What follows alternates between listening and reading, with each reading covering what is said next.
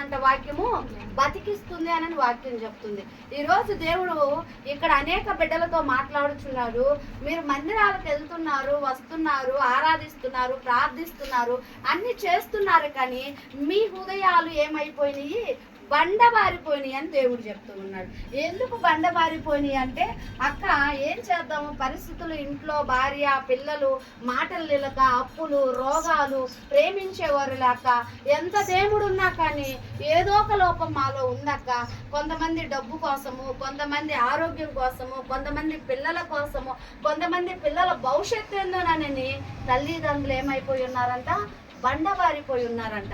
బండబారిపోయిన వారితో దేవుడు ఈరోజు నేను ఏమంటున్నాడంటే, నేను మీతో మాట్లాడడానికి వస్తున్నాను, మిమ్మల్ని బలపరచడానికి వస్తున్నాను, మిమ్మల్ని మెత్తటి ఉదయం చేయడానికి వస్తున్నాను, మిమ్మల్ని కట్టడానికి నేను ఈరోజు వచ్చి ఉన్నానని దేవుడు మనతో మాట్లాడుతున్నాడు. దేవుడు నామానికి మహిమ కలుగును. మరి ఆదికాండము చదువమ్మ. ఆదికాండము ఫస్ట్ నుంచి చూస్తున్నాం. దేవుడు ఆశీర్వాదము ఎలాగా దేవుణ్ణి ఎమ్మడిస్తే మనకు వచ్చిందో అది చూస్తున్నాం. చదవగలరు.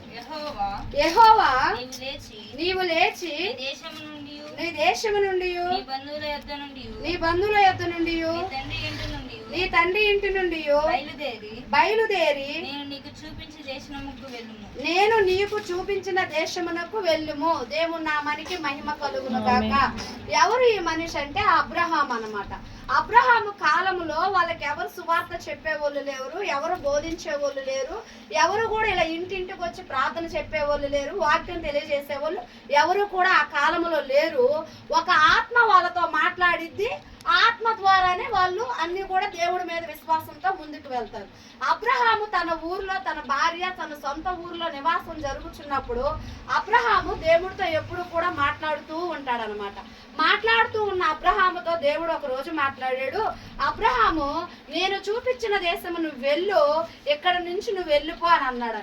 అన్నపాంగాలే అబ్రహాము ఏమన్నా, అయ్యా ఎక్కడికి వెళ్ళమంటావు, ఏం చేయమంటావు, ఏ ఊర్లో నన్ను ఉండమంటావు, ఎందుకు నన్ను పొమ్మంటున్నావు, ఎందుకు నా ఇంటి వారిని వదిలిపెట్టి వెళ్ళమంటున్నావు అని అబ్రహాము అడగల.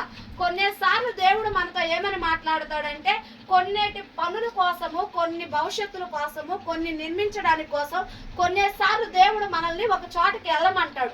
వెళ్ళమన్నప్పుడు మాట్లాడకుండా మనం వెళ్ళామంటే మటుకు ఖచ్చితంగా జయం పొందుకుంటాం. దేవుడు స్తోత్రం.